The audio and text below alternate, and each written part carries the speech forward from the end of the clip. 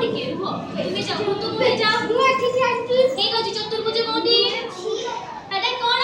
ଚତୁର୍ଭୁଜ ଏଟା ଚତୁର୍ଭୁଜ ନୁହେଁ ଏଟା ତ୍ରିଭୁଜ ଭୁଲ କହିଛ ତୁମେ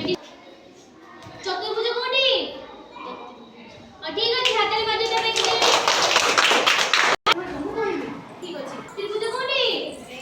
ହଁ ତାପରେ ବୃତ୍ତ କୋଉଠି କୋଉଠି କହିଲ ଚତୁର୍ଭୁଜ କୋଉଠି